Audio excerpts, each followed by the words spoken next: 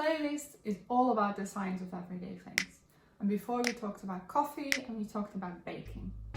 Well, what I'm going to speak about today is one of my favorite things.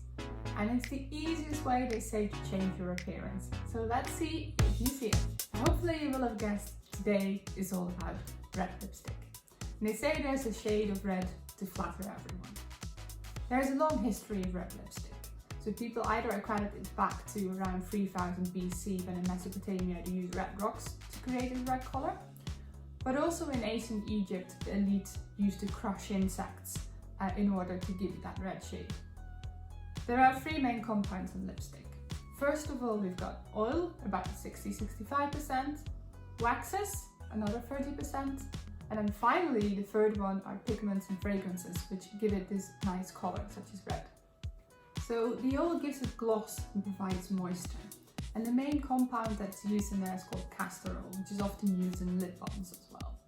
So what it does, it forms a protective layer around your lips to prevent the loss of moisture.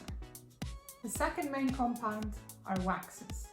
So you would put your lip balm on your lips in order to protect yourself from the elements, such as when it's really cold outside. It also makes sure that it retains the colour and it provides structure to the lipstick. Plants and animals can produce waxes.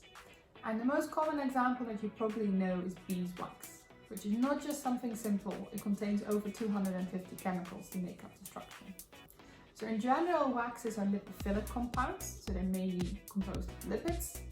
They're malleable, so it means you can mold them in a particular shape or form, and they are not soluble in water. The final and maybe the most important thing in lipstick are the pigments in order to give it this red colour. Well, before they used to make this red colour, which is called carmine red, out of the scales of beetles. So they would crush them up and it would give a really very bright red colour. And if you would mix this, for instance, with titanium dioxide, which is white, you can go towards more like pink shades. But nowadays they found alternatives, so we use other types of pigments. An interesting one is eosin, and this one actually reacts with the amino acids in order from something that turns off to be quite orange to turning red when it's applied to your lips. And the same thing with beeswax. People are finding alternatives in order to replace these waxes with vegan alternatives. We've talked about the three main compounds in lipstick. So besides that, you can also have, for instance, fragrances, and surprisingly something which also occurs in chili flakes. So capsaicin can be added because it causes a bit of inflammation, so it gives us a slightly plumper look to your lips.